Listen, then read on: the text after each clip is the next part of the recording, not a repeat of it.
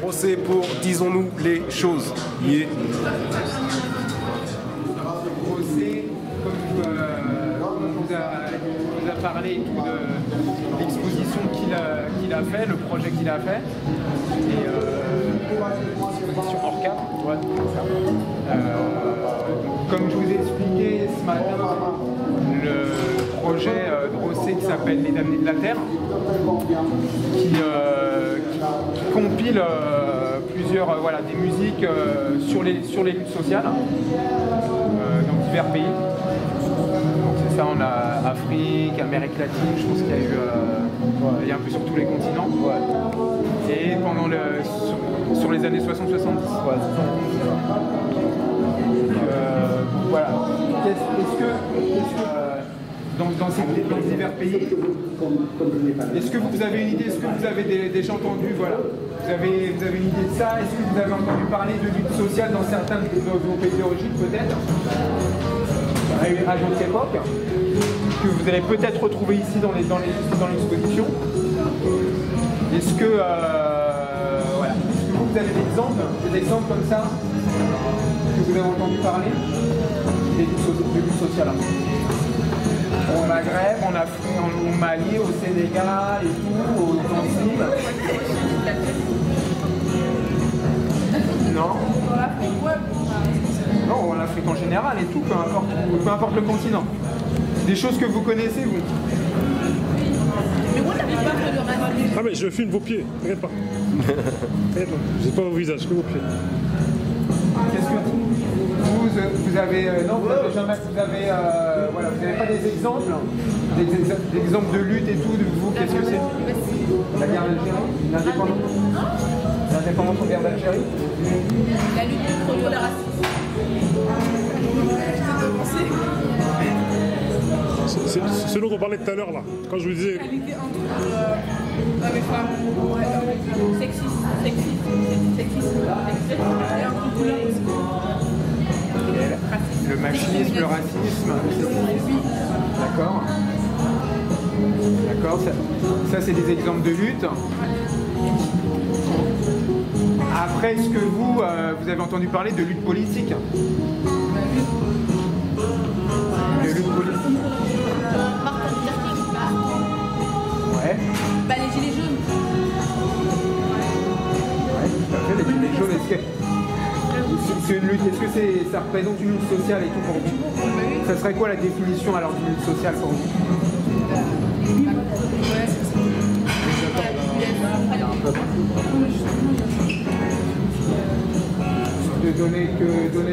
Que le peuple donne son avis, ça serait ça? Et à votre avis, vos parents, quand ils sont venus ici, il y avait quoi comme lutte? Il y avait quoi comme quoi? Il y avait des luttes quand vos parents ils sont venus De mourir, se faire attraper. Ségrégation, comment on appelle genre? Non. Si, on t'attrape, on immigrés. Ouais. Répatriés. À votre avis, pourquoi vos parents ils sont arrivés en France? À votre avis? Pour le travail. Pour le travail?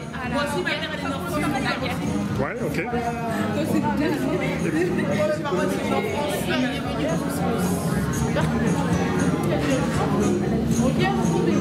Mais il y avait. Et les raisons. Oui.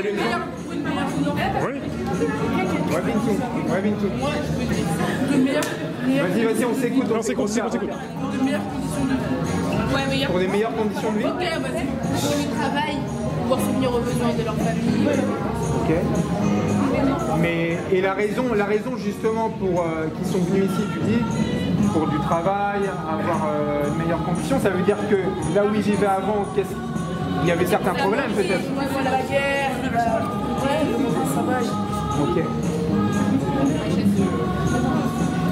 Et justement, comme tu dis, Samba, dans beaucoup de pays, à cette époque-là, dans les années 60-70, il y a eu beaucoup de guerres d'indépendance, que ce soit en Afrique, que ce soit en Amérique latine.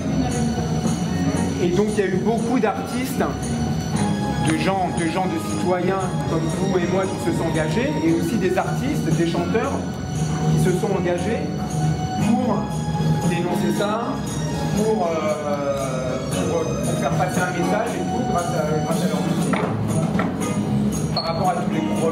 s'il y avait... Voilà, c'est pas si tu peux nous... merci en tout cas d'être là, c'est gentil. Donc moi, donc c'est vrai, en fait moi j'ai voulu faire ça parce que moi là-bas je fais du rap et depuis super longtemps, depuis que j'ai l'âge de 12 ans. Et arrivé à mon âge, faire du rap c'est différent, c'est-à-dire que quand on fait du rap quand on a plus de 40 ans, je vais pas raconter les mêmes choses qu'un jeune qui a 20 ans dans ses textes. C'est-à-dire que je vais pas parler des mêmes thèmes parce que je vis pas la même vie moi. Moi je vais chercher mes enfants à l'école, je rentre chez moi, voilà, donc je vais pas raconter des trucs dans mes textes que je vis pas tous les jours. Je vais m'intéresser à autre chose. Et ce dont à quoi je vais m'intéresser, je vais me dire mais qu'est-ce qu'ils font mes aînés, ceux qui sont au-dessus, qui ont même rappé avant moi, ou alors avant qu'il y ait du rap en France, qu'est-ce qu'il y avait? Est-ce qu'il y avait de la soul, de la funk, de la disco comme aux États-Unis? Et qu'on me demande qui sont ceux qui sont au-dessus de moi, bah souvent je bug, je sais pas quoi répondre. Parce que même moi j'ai du mal à le savoir.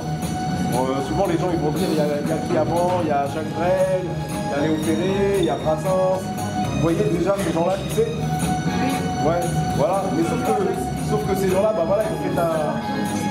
Georges Brassens. Ouais, qui c'est Jacques Brel, Georges Brassens? C'est qui? Vous voyez qui C'est qui? entendu les chansons? Ouais, c'est qui Georges Brassens?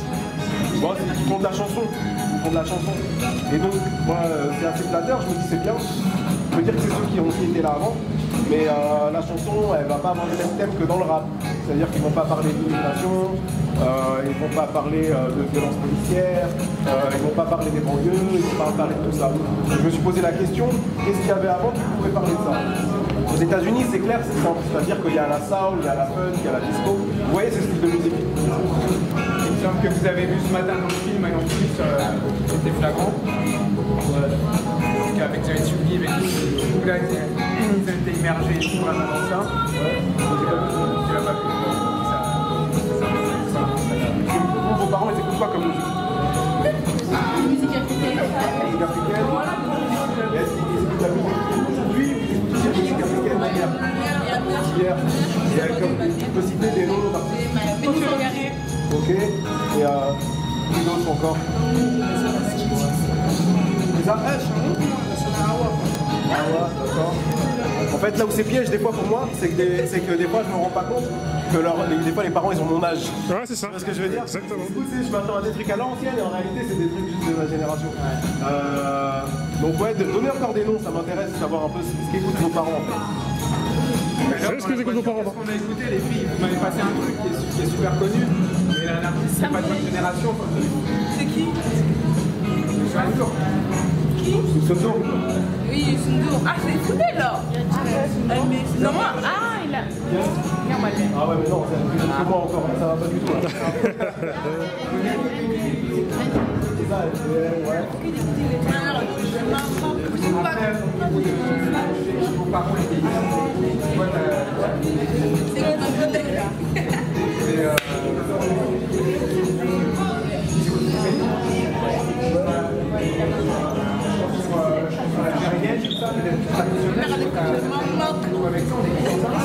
Bon, en tout cas, l'idée. Rapprochez-vous un peu là. Rapprochez-vous un peu là, parce que là vous êtes trop loin. Vas-y. Rapprochez-vous, rapprochez-vous. Ouais. Donc en tout cas, l'idée c'est ça. L'idée c'est de se dire, ok, voilà la musique qu'écoutaient les parents. Pour vous, c'est peut-être même vos grands-parents. Parce que moi, si on parle des parents, ça va pas. Vos parents, ils ont côté mon âge. Donc on va pas y arriver. C'est peut-être même vos grands-parents. Et en fait, moi, donc, je fais du rap.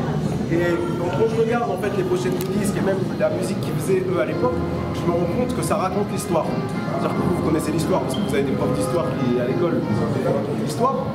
Mais si on regarde à travers les disques et toute la musique en fonction des générations et de vos origines différentes, toute la musique qui viennent des origines justement différentes de tout ça, et ben on a une autre vision de l'histoire. On a, à travers les artistes, en fait, on a l'histoire du Mali, du Sénégal, du Maroc, de l'Algérie, de tous les pays, de la France, etc., de tous ces pays-là. Mais on n'a pas l'histoire, en fait, qui est racontée par les livres scolaires. On a l'histoire des luttes. Parce que les artistes, souvent, ils font partie d'une lutte. Donc, vous voyez, je sais pas, Youssoufa, Kerry James et j'en passe, bon, bah voilà, ils racontent les histoires qu'ils vivent. Et bah c'est pareil avec tous les artistes, ils racontent les histoires qu'ils vivent. Et donc, moi, si je me penche, en fait, sur la musique des artistes, je me rends compte, en fait, des histoires des luttes. Et en fait, c'est ces histoires des luttes-là que j'ai voulu raconter comme ça sur les murs. D'accord? Et donc, en fait, quand je prends les pochettes et que je comprends ce que disent les pochettes, bah, ça va parler des luttes de décolonisation, des peuples qui veulent se décoloniser, en fait, de l'impérialisme, des luttes féministes, des luttes ouvrières, c'est-à-dire les ouvriers qui étaient là, qui voulaient se battre pour avoir un meilleur salaire, et de toutes ces luttes-là. Donc en fait, l'idée, c'était de mettre sur les murs en fait toutes ces luttes. D'accord? Et en fait, là par exemple, ce mur-là, il est super long. Du coup, j'en ai profité pour essayer de raconter une histoire sur ce mur. Donc je vais vous raconter l'histoire que raconte ce mur. En gros, vous pouvez regarder, hein, vous tournez sur un mur. J'ai commencé par Haïti. Pourquoi j'ai commencé par Haïti? C'est parce que c'était la première décolonisation. C'est les premiers en fait qui ont voulu s'émanciper et prendre leur liberté par rapport au colonialisme. Et ben c'était Haïti. D'accord? Pour l'instant, vous me suivez ou? Oui. Ouais, ok. Et ensuite, là j'ai mis, l'Empire du Mali parce que c'est pareil. En fait, c'était un grand empire qui voulait comment dire, lutter contre l'impérialisme avec. C'est quoi l'impérialisme? L'impérialisme, c'est une bonne question. L'impérialisme, c'est quoi? C'est en gros, il y avait l'Europe, dont la France faisait partie, encore partie. Ils se sont dit, bah, ils allaient coloniser des pays. Ils allaient coloniser beaucoup de pays en Afrique. Pour faire quoi? Pour récupérer le sol africain, c'est-à-dire le pétrole, c'est-à-dire les diamants, c'est-à-dire tout ça, et prendre en fait aussi la main d'œuvre, c'est-à-dire prendre des gens en Afrique, les ramener en Europe pour les faire travailler. Et les faire travailler en Afrique. Ça, en fait, c'est la colonisation. Et la colonisation, plus, on va dire, plus la main d'œuvre ouvrière, plus plein de trucs, on appelle ça l'impérialisme. D'accord? Et donc en fait, ça, ce sont des pays qui ont lutté contre ça, et qui se sont battus, qui se sont défendus. Donc moi, c'est ça que j'ai voulu raconter, j'ai commencé par là. Ensuite, sur les autres tableaux, sur les deux autres tableaux, et ben en fait, on voit toutes ces luttes de décolonisation. Ça veut dire que ça va de l'Algérie au Gabon, passant par la Martinique, la Guadeloupe, l'Angola. En fait, tout ça, c'est l'Afrique en fait. En fait, ces murs-là, c'est l'Afrique. C'est l'Afrique. Donc on continue là. En fait, ce qui disent aussi les pochettes, c'est assez intéressant parce que par exemple, ça, c'était des étudiants. Vous avez marqué, en fait, c'est les associations des stagiaires étudiants des Comores. Et eux, en fait, le truc qui s'appelle Sony, en fait, ils sont tous unis pour faire un disque, pour expliquer pourquoi ils existent là, pour se libérer. Donc là, on a les Comores, là, on a Haïti encore, là, on a Guadeloupe partout, ici, on a Angola, Guinée-Bissau, Mozambique, etc., etc. Donc, tout ça, en fait, c'est des îles. Là, il y a l'Algérie, il y a comment dire, ça c'est l'OUA. L'OUA, c'est l'organisation, c'est l'organisation de l'Union africaine, l'OUA. En fait, tous les pays d'Afrique se réunissaient pour essayer de s'organiser. D'accord? Et là, on a Myriam Makeba. Est-ce que vous voyez qui c'est Myriam Makeba? Non. Alors Myriam Makeba, en fait je l'ai mis au milieu du mur. Je vais vous expliquer pourquoi. Myriam Makeba, je l'ai mis au milieu. Myriam Makeba, en fait, c'était une chanteuse sud-africaine, née d'Afrique du Sud. Et elle, en fait, en Afrique du Sud, il y avait l'apartheid. C'est-à-dire que là, voilà, on voit l'apartheid ici en Afrique du Sud. Vous voyez l'apartheid, ce que c'est? Non, il y en a qui ne voient pas. Un peu, non? Vous n'avez pas été ici? C'est quoi l'apartheid alors? Qu'est-ce que l'apartheid? Ceux qui connaissent. Ceux qui connaissent, c'est quoi l'apartheid? Non. Nelson Mandela. Vous connaissez Nelson Mandela? Vous avez entendu? L'apartheid, c'est quoi l'apartheid? Est-ce qu'il y en a qui connaissent Nelson Mandela? Oui, l'apartheid. Et qu'est-ce qu'il a fait Nelson Mandela? Il défendait. Oui, il défendait quoi? Rosa Parks aussi. Comment ça s'appelle? C'est comme Martin Luther King en fait. Il a fait quoi? Il défendait, il essayait de légaliser les blancs. Ils avaient la même égalité. C'est le truc qui vise les blancs et les noirs. Mais c'est ça. C'est comme MLK, avec les bus et tout, défendre alors ça, c'est, les droits des noirs. Rosa Parks. Ouais, ça c'est aux États-Unis. Justement, on va y venir. Justement, Myriam Makeba, elle est là pour ça. C'est qu'en fait, bon, Afrique du Sud, il y a l'apartheid. C'est-à-dire qu'en gros, il y a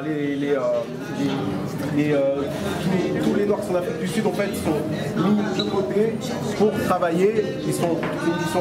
C'est comme s'ils étaient d'une certaine manière mis en esclavage, d'accord?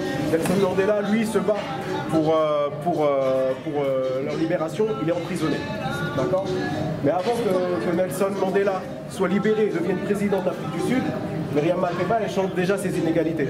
Donc elle, en fait, elle est interdite d'Afrique du Sud, elle ne peut plus y aller, elle n'a pas le droit d'aller en Afrique du Sud. sa mère, elle est vieille, elle meurt, Myriam Makeba ne peut même pas aller à l'enterrement de sa mère. Pour le coup, il y a plein de pays d'Afrique qui lui disent ok, c'est pas grave, nous on va te donner la nationalité. Il y a plein de pays d'Afrique en fait qui lui ont donné un passeport, la Guinée lui a donné un passeport, l'Algérie lui a donné un passeport, et énormément de pays lui ont donné un passeport pour dire bah, tu fais partie des nôtres, t'es notre sœur, tu peux pas aller en Afrique du Sud, mais t'es avec nous dans notre pays. Elle, c'est pour ça que là il y a un disque algérien, parce que elle a remercié, dans ce disque-là, elle a remercié l'Algérie de l'avoir adoptée. Dans ce disque algérien, eh ben, elle joue avec des musiciens guinéens parce qu'elle avait aussi remercié la Guinée de l'avoir adoptée. Ça c'est un disque justement guinéen. Et donc c'est ça Myriam Makeba. C'est un peu le CFDT là contre l'apartheid. En fait, voilà, ça c'est même la France en fait avait à un moment s'était réveillé aussi la France et à un moment il s'était dit bon on va soutenir aussi son combat et voilà et donc ils se sont impliqués avec elle. Ils se sont impliqués. Pas au début, à un moment ils se sont impliqués. Et là en fait la deuxième partie c'est que Myriam Makeba elle part aux États-Unis en fait. À un moment elle part aux États-Unis. Aux États-Unis, donc c'est là où on va revenir à Rosenthal, etc. C'est qu'au fait aux États-Unis elle se rapproche des Black Panthers. Vous voyez qui c'est les Black Panthers? Voilà. Et donc lui, à un moment, c'était lui on voit ce monsieur là, donc il est Carmichael. Lui à un moment c'était le président des Black Panthers. Et en fait c'était son mari. Ils s'étaient rapprochés tous les deux. Donc c'était aussi une des raisons pour lesquelles elle était interdite d'Afrique du Sud. Et du coup, Myriam Makeba, c'est pour ça que moi j'ai marqué Makeba panafricaine. Pourquoi? Parce que en même temps africaine, en même temps américaine, afro-américaine. Panafricaine, le panafricanisme, vous voyez ce que c'est ou pas? Le panafricanisme. Le panafricanisme, en fait, c'est l'idée que alors il y a les États-Unis d'Amérique. Les États-Unis d'Amérique, c'est le continent américain divisé en plusieurs États. L'idée du panafricanisme, c'est de dire que l'Afrique pourrait être en fait un État fédéral. Tout le continent, en fait, divisé en plusieurs États, qui font que c'est un continent fort. Ok? Et c'est une idée qui est née de la diaspora. Vous voyez, c'est quoi la diaspora? C'est vous? La diaspora, c'est les gens en fait qui sont d'origine africaine mais qui vivent sur le sol européen ou américain. D'accord? Et en fait, cette idée, elle est née de la diaspora. Et cette idée, elle est née de plusieurs personnes, dont il y en a qui sont là. Après, on en reparle. Et donc, du coup, c'est pour ça, moi, j'ai mis Makeba panafricaine, c'est qu'elle, en fait, qu'elle soit en Afrique ou qu'elle soit sur le continent américain, en fait, elle soutenait ces idées-là. Elle soutenait que pour que l'Afrique soit forte, il faut que l'Afrique soit soudée, soit solidaire, et que tous les pays d'Afrique, en fait, les frontières soient décidées, pas par l'Occident, mais soient décidées par l'Afrique directement. Donc, c'est pour ça que Makeba, je l'ai mis au centre, l'Afrique et les Afro-Américains. Et là, en fait, on arrive chez les Afro-Américains. Et on commence directement par les Black Panthers. Pas que, parce qu'il y a aussi bien les Black Panthers qu'il y a Malcolm X, qu'il y a Martin Luther King. Tous ces noms vous parlent, j'imagine. Donc voilà. Ils vous parlent, mais est-ce qu'ils savent c'est qui? Qui c'est Malcolm X? Malcolm X, c'est comme MLK, il défendait la cause. Martin Luther King. Les inégalités sociales. Qu'est-ce qu'il défendait les droits, ça vous dit les droits? Non, on n'a pas les droits civiques, ça vous dit quelque chose aux États-Unis? C'est quoi les droits civiques? C'est les droits des civils. En plus, ça peut se traduire en civil, mais quel civil? Les droits des civils, quoi, c'est ça. Des fois, ils ont des réponses. Ouais, c'est ça, c'est les droits des civils. C'est qu'en fait, ils n'avaient pas les mêmes droits, les Afro-Américains, que les Américains. Et donc, du coup, la lutte pour les droits civiques, c'était pour qu'ils aient les mêmes droits. D'accord? Je résume, à peu près. En tout cas, on est à peu près là-dedans. Donc, j'ai décidé de les mettre là, sur ce tableau-là. D'accord? Et après, en haut, c'est un focus, je vous l'explique. En fait, c'est marrant parce que vous allez être un peu, c'est pas que vous allez être les seuls à le savoir, mais les gens ils passent, ils regardent et en fait, je sais qu'ils voient pas qui c'est eux. Moi, en fait, j'ai découvert eux parce que vu que je cherchais des pochettes, en fait, ce qu'il faut savoir, c'est que moi, j'étais nul à l'école en histoire. Et en fait, tout ce que je sais, c'est les pochettes en fait qui me l'ont dit.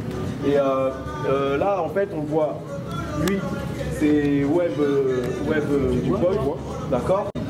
Et lui, c'est Marcus Garvey. En fait, les deux, ils étaient un peu en concurrence. Ils avaient les mêmes idées, mais ils étaient un peu en concurrence. Marcus Garvey, il disait tous les Noirs, ils doivent retourner aux Antilles ou en Afrique. Il disait de toute façon, on n'arrivera pas à s'intégrer en Europe. Webb Du Bois, lui, il disait, il faut qu'on s'intègre. Pour s'intégrer, en fait, il va falloir qu'on se structure, qu'on s'organise et qu'on crée notre propre organisation. C'est juste sur ce point qu'ils étaient en désaccord, sinon ils étaient à peu près dans les mêmes idées. D'accord? Webb Du Bois, lui, il rentre à Harvard. C'est le premier noir qui rentre à Harvard. Et on n'est pas dans les années 70 ou 80, pour le coup, on est dans le début du XXe siècle. Donc il rentre très tôt à Harvard.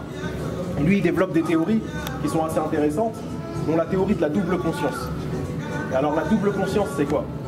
C'est que, en tant qu'Afro-Américain, que noir sur le sol américain, on a la conscience de qui on est, on se regarde dans le miroir, on sait très bien qui on est, et en plus de ça, on a la conscience de comment les autres nous regardent. C'est la double conscience. D'accord? Lui, il a développé ça. Là, on commence à arriver chez les femmes et les féministes. Donc, Angela Davis, elle était chez les Black Panthers. D'accord? Et elle a été emprisonnée, et en fait, elle a eu un soutien du monde entier. Donc il y a beaucoup de disques qu'on peut trouver. Ça, c'est un disque français, on soutient Angela Davis. C'était une pièce de théâtre qui avait été faite en France pour soutenir Angela Davis. Cette pièce de théâtre, elle a été éditée par le label Chant du Monde. Ce label-là, il appartenait au Parti communiste français. D'accord? Donc vraiment, il y avait plein de pays, il y avait même des partis politiques qui soutenaient Angela Davis. Ça, c'est un disque où Angela Davis, elle fait un discours, mais pour cacher le discours, eh ben, ils ont fait comme si c'était un disque de musique classique. Et il y a une face, c'est la musique classique, l'autre face, il y a le discours. Là, on arrive sur un disque assez intéressant. C'est un disque, en fait, où sur la pochette, on voit en fait des latino-américaines, et sur le livret, c'est des afro-américaines. Au début, quand j'avais pris ce disque, je ne comprenais pas, je croyais qu'ils s'étaient trompés de livret. Je me dis, il y a une erreur. Et en fait, quand on regarde, eh ben, en fait, c'était pour montrer qu'ils étaient ensemble. Qu'aux États-Unis, sur le sol américain, les latino-américains et les afro-américains vivaient les mêmes inégalités. Et là, en fait, ils disent qu'ils vivent les mêmes inégalités en tant qu'afro-américains et latino-américains et en tant que femmes. Parce que c'est un disque qui parle des femmes. Et donc, c'est là en fait où ils vont reprendre la double conscience de Webb Du Bois et ils vont dire qu'il y a plus que la double conscience. Il y a aussi la conscience d'être une femme, aussi la conscience d'être pauvre, et qu'en fait, ça fait plus qu'une double conscience, et que c'était ça leur point commun. Et aussi la conscience de vouloir se défendre en tant que femme.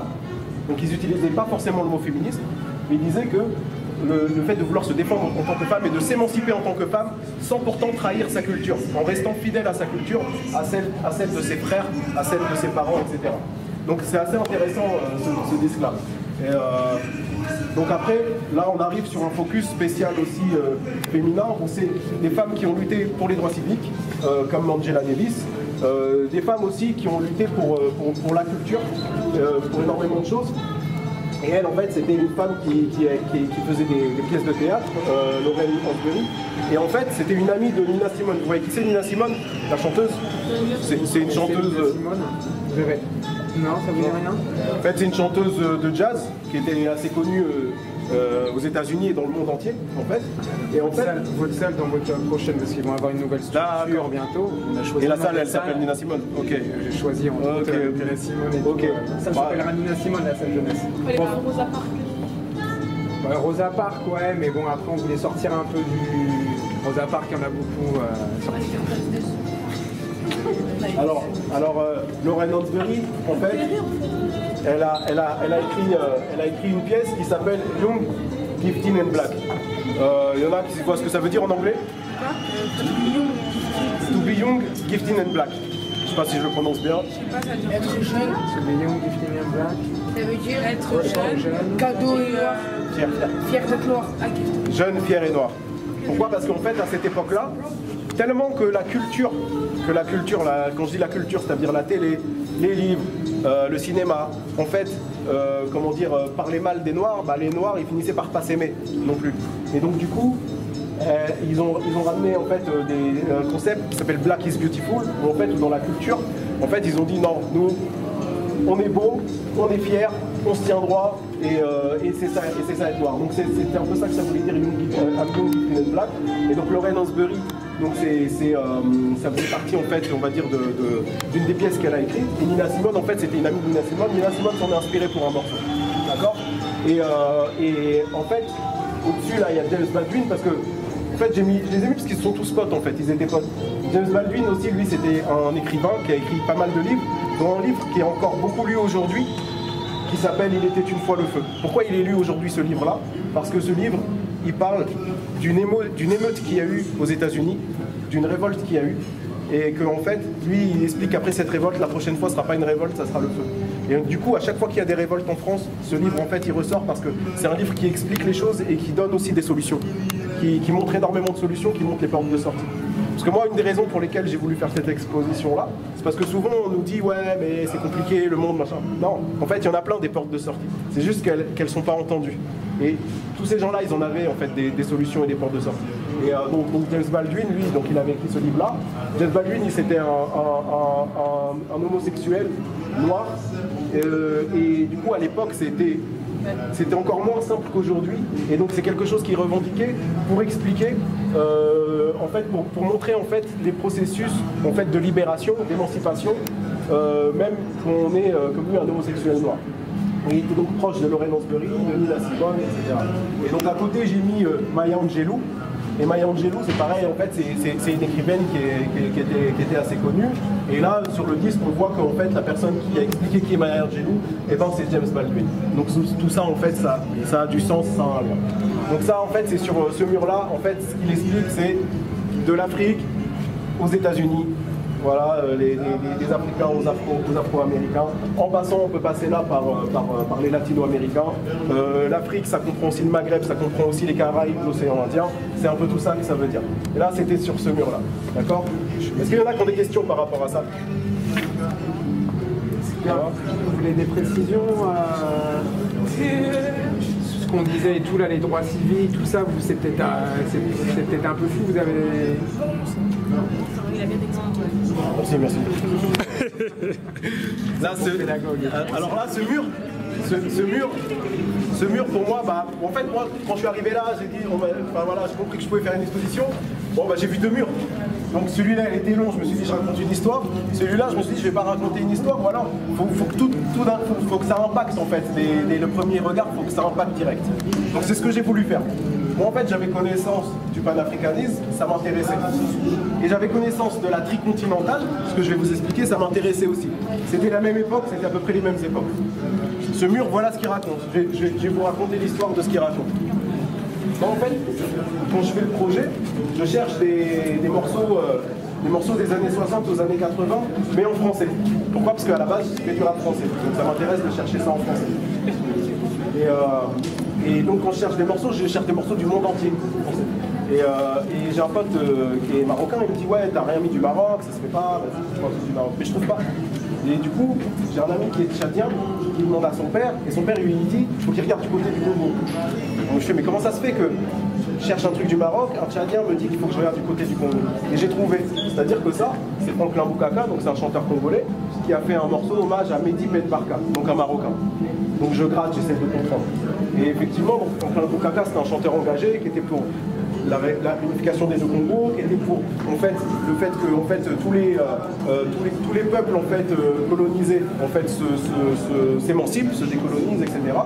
Et donc, à cette même période, en fait, il y a quelqu'un qui s'appelle Mehdi Ben Barka qui travaille en fait, pareil, à l'unification de tous les peuples en fait, qui sont opprimés. Et Mehdi Ben Barka, en fait, il se fait tuer, il s'est fait assassiner. Donc il a fait un morceau hommage, et dans son morceau hommage, ici, plein de gens qui se sont fait tuer aussi pour les mêmes raisons. Et donc ce disque-là, je l'ai mis là. Je l'ai mis là parce que du coup, c'est une sorte de disque en fait qui unit un peu tous ces peuples. Ouais. Alors Mehdi s'est fait tuer justement parce qu'il était en train de créer une force, en fait, une union en fait, de tous ces peuples-là. Cette union, elle s'appelle, en fait, il y a eu plusieurs réunions qu'ils ont faites, qui s'appelle la tricontinentale. En gros, c'est 3 continents qui se réunissent, donc l'Asie, l'Afrique et l'Amérique du Sud, qui se réunissent et qui réfléchissent ensemble à comment combattre l'impérialisme. C'est ça l'idée. C'est pour ça que ça s'appelle Paternité des luttes contre l'impérialisme. Et ce mur, c'est un mur qui parle de la tricontinentale. Et donc, l'idée, du coup, c'est que tous ces disques-là, on voit aussi bien l'Asie, qu'on voit l'Afrique, qu'on voit l'Amérique du Sud, et ben, ce sont des disques en fait, qui vont parler de ça. Là, c'est pour ça que celui-là, je l'ai mis là, parce qu'on voit justement les drapeaux des pays qui font partie un peu de tout ça. Et l'idée, en fait, c'était du coup de dire ça, de montrer ça, de parler de ces combats-là. Donc ça c'est le deuxième mur qui, là je vous en parle comme ça de manière assez brève, mais après n'hésitez pas à le regarder plus longtemps. Et après là-bas il y a les couloirs. Donc vous pouvez me suivre et je vous parle des couloirs.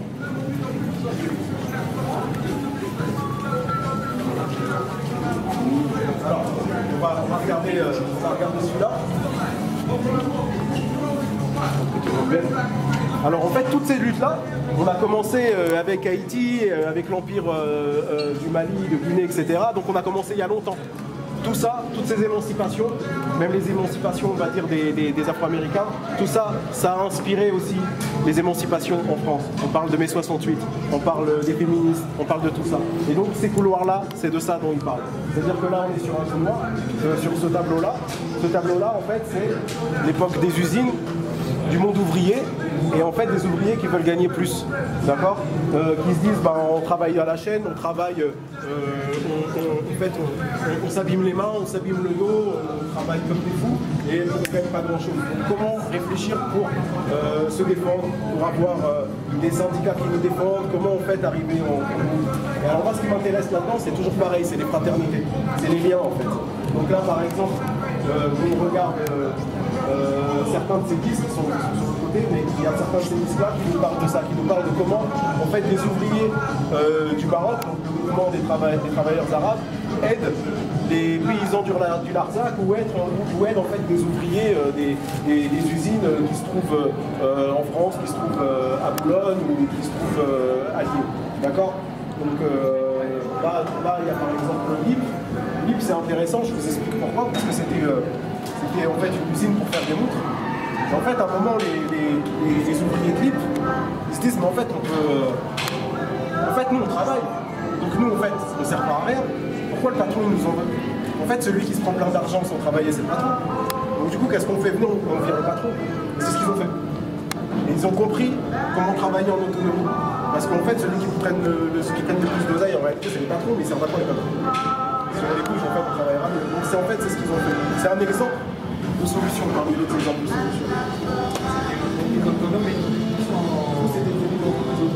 en patron. C'est ça. Et on ne nous en parle pas. Ce que j'ai voulu mettre un peu dans sous les murs, c'est tout ce dont on ne nous parle pas. Tout ce dont les livres scolaires nous parlent.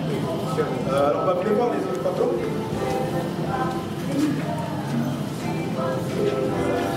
Donc là, justement, c'est ce que je vous disais, ça c'est les paysans.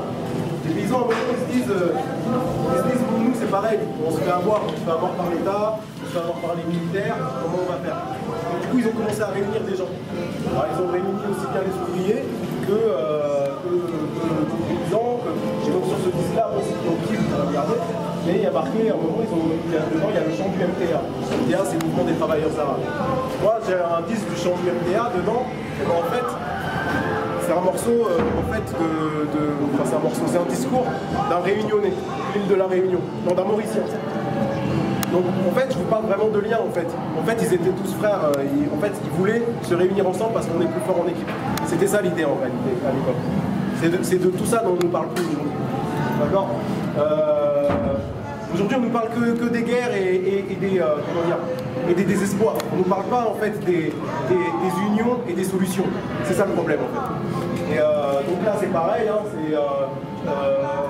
lui, en fait, c'était un porte-parole du MTA sur ce livre-là. Et donc c'est pour ça que j'ai mis en lien avec ça. Et donc là, en fait, c'est le monde ouvrier. Là, en fait, il y avait une loi qui était passée pour réduire les droits des travailleurs immigrés. Donc eux, ils avaient sorti un disque pour dire qu'ils étaient contre ça. Et donc dans ce disque aussi, ça parle d'une violence policière qu'il y a eu. En fait, il y a eu un mort. Et donc ce disque, on parle, sinon personne n'en parle, donc c'est pour ça qu'on l'a mis aussi. Et donc là, on est un peu dans les mêmes idées aussi. Là, en fait, on est dans les libérations aussi parce qu'il y avait aussi l'Europe, en fait. Des pays d'Europe, par exemple, l'Irlande, c'était une colonie anglaise, en fait. Donc l'Irlande aussi voulait se libérer. Donc on a fait un tableau, en fait, un peu en clin d'œil, en fait, aux libérations de pays en Europe. Et là, vous pouvez voir les derniers tableaux.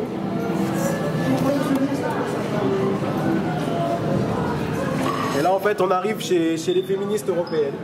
Bon, les françaises, il manque des disques parce qu'ils sont tombés, parce que ça va venir. Et donc voilà, ça existe aussi donc des disques qui parle de ça, qui explique ça, d'accord. Et là, bah, on est sur, on est aussi sur les, comment ça s'appelle, sur mai 68, sur les libérations comme ça françaises. Et là, on voit que on peut passer de mai 68 à ça, ce disque-là, c'est aussi un soutien aux Afro-Américains. Voilà. Donc en fait, pour moi, en fait, ce projet, il parle des liens, d'accord. Il parle des liens, des luttes. Voilà, les liens entre toutes ces luttes-là, et en fait comment une lutte peut être un exemple pour une autre lutte, et comment en fait il y a une générosité, quand des gens ils ont lutté, comment ils ont compris des solutions, comment en fait ils vont les passer à d'autres. Et en fait, moi mon message derrière ça, c'est de dire, il faut une mémoire de ces luttes-là. C'est-à-dire que ce qui serait bien, c'est qu'à l'école, c'est soit ça qu'on nous apprenne. En fait, à l'école, ce qui serait bien, c'est qu'on nous apprenne comment nous débrouiller dans la vie. Donc en fait, qu'on ait un mode d'emploi, tout simplement. Donc voilà, c'est une des raisons pour lesquelles j'ai voulu faire ce projet. Vous avez des questions? Non.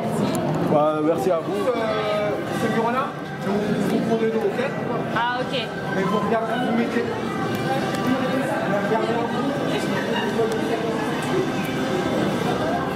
Et vous faites les étoiles. Voilà, là vous êtes bien là. Là vous êtes bien là. Pochette de 10 direct.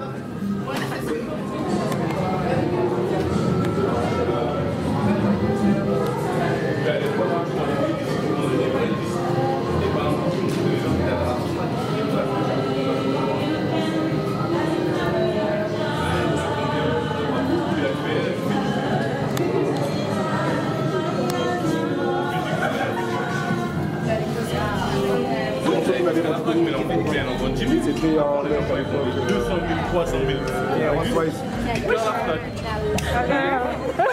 J'étais en train de snapper justement pour le compte.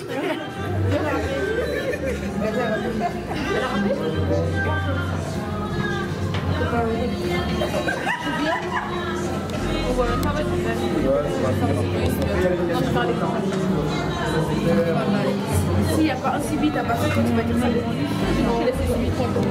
Voilà. Il y a longtemps que il y a 10 ans. Il y a 10 ans? Ils n'ont pas trop changé. Ça va? Merci. Non, moi je suis un. Il y a 10 ans. Il y a plus de 10 ans, je suis un ouf. C'était il y a 20 ans. Il y a 5 ans. Ah non, c'était il y a 20 ans. Ah ouais, il y a 2 ans, ça, c'était il y a 2 ans. Non, c'est 2001. Vous étiez né? Non, pas né. Comment t'étais pas né? Non, toi, t'as été. Ça? Ouais. En fait, si tu filmes, je suis obligé de faire à chaque fois. Ah, mortel! Ouais, non, mais j'aime bien. En plus, c'est le même département. Ska, ouais, c'est vrai. Ils sont obligés de valider. Ouais, j'aime bien. Disons-nous les choses avec monsieur Rossé et monsieur Dunga.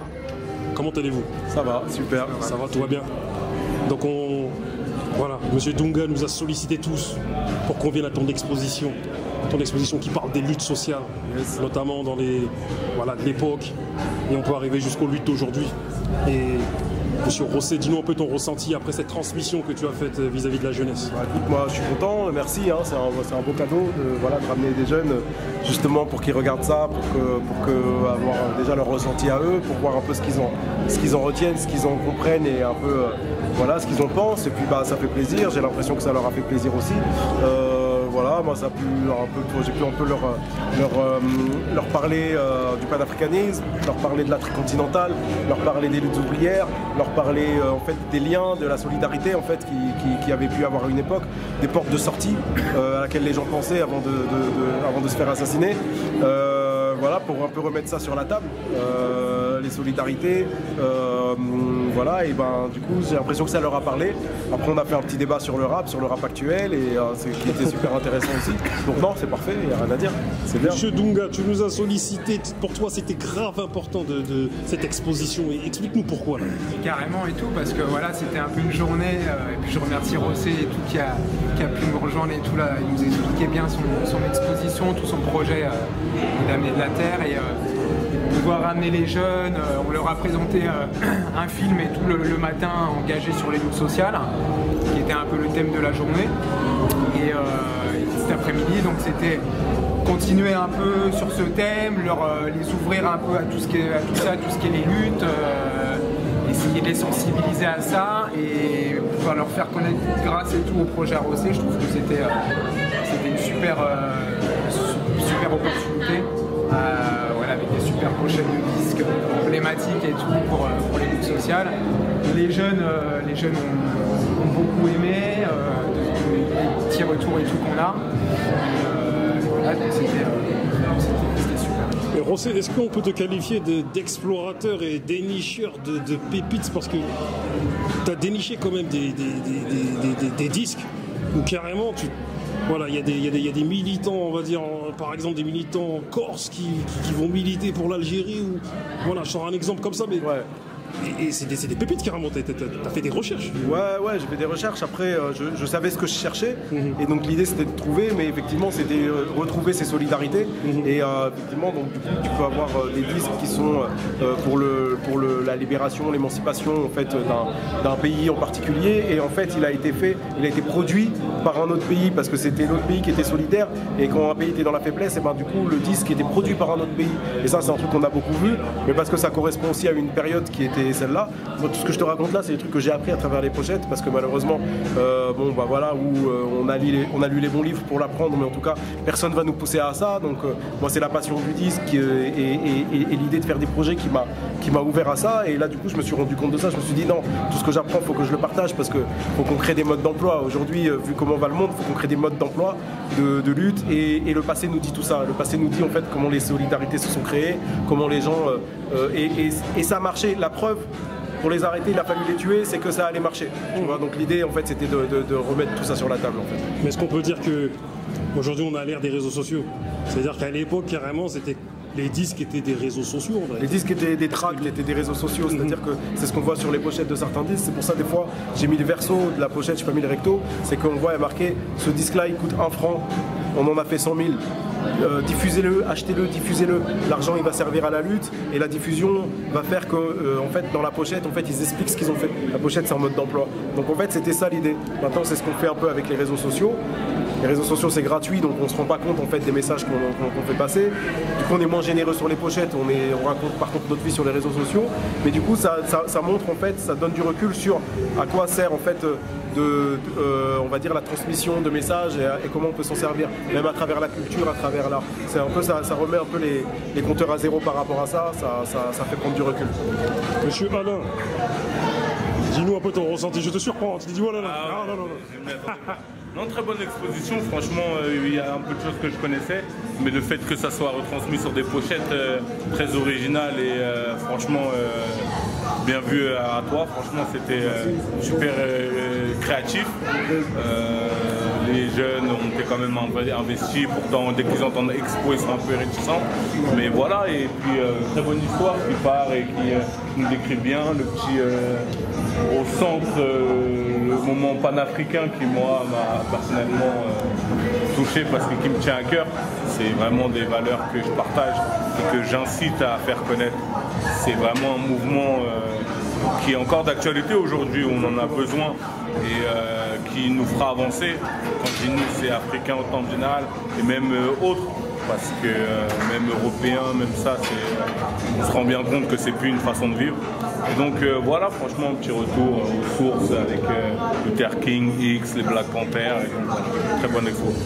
Mais José, est-ce que tu te rends compte qu'au même titre que lorsque vous faites des morceaux ou des freestyles, c'est une prouesse artistique, là tu viens de faire une prouesse artistique, c'est-à-dire que tu viens d'intéresser des jeunes à des choses sérieuses, mais sur un ton ludique. Merci, ça fait plaisir. Si tu veux, moi je pars d'une règle, c'est que nous on a essayé de nous sous-estimer, c'est-à-dire que nous on a vécu une période où on écoutait du son, et à un moment l'industrie est arrivée, elle a récupéré, et elle s'est dit non mais en fait faut qu'ils digèrent plus vite ça, donc en fait on va tout simplifier. Nous on a vécu cette époque, un peu comme l'autre à la télé qui dit faut que le cerveau il ait de la place disponible pour la publicité. Nous on a vécu toutes ces époques, donc on sait très bien qu'en réalité les jeunes ils sont pas dupes, ils sont dupes de rien, ils sont courants de tout, même ceux qui essaient de leur mettre à l'envers en leur donnant des morceaux à clic, machin et tout, ils le savent très bien, ils connaissent les stratégies, et donc on sait très bien que si on peut leur mettre aussi ça en face d'eux, ils vont aussi savoir le réceptionner. Voilà, donc c'est ça que j'ai voulu faire parce que je sais très bien qu'ils sont dupes de rien et qu'il ne faut pas sous-estimer les gens quel que soit leur âge en réalité. Monsieur Dunga, le mot de la fin. Le mot de la fin te revient. Non, ben, le mot de la fin, écoute, voilà, merci à José pour l'opportunité et voilà, nous, merci tous aux jeunes et si voilà, à la fin, s'il doit rester quelques images et quelques échanges et tout qu'on a eu et tout pour ces jeunes et que ça doit peut-être façonner quelque chose plus tard dans leur tête, que ça a germé quelque chose et tout, bah, ça serait le gros kiff et tout, ça serait le gros kiff de la journée, de germer des petites graines de révolution et de lutte et tout dans la tête de nos jeunes pour que ça se transmette et que les luttes jamais ne cessent. Voilà. Merci à vous. Yes, merci à toi, ça fait plaisir et merci d'être venu, d'avoir organisé tout ça, c'est pas simple, ça fait plaisir, merci. Et merci à toi de mettre tout ça en place parce que tu participes à ce qu'on appelle tous la transmission et ces jeunes-là, comme tu dis, ils sont pas dupes. Ouais. Et malheureusement, de rien. bien heureusement ou malheureusement, ils ont la tête plongée dans les réseaux, la tête plongée sur leur téléphone, comme nous aussi les adultes. Moi-même, mon téléphone dans ma poche depuis tout à l'heure, je me dis vas-y, est-ce que j'ai reçu exemple, on est dedans, tu vois. Ils prennent exemple, mais donc voilà, peut-être que là ça va faire pousser des trucs chez eux. Voilà, je suis pas le seul à faire ça en réalité, ils sont plongés tous les jours dans des trucs intéressants en vrai. Et il y a l'instinct de survie chez eux, faut pas les sous-estimer. C'est ça. Merci à vous. C'est moi.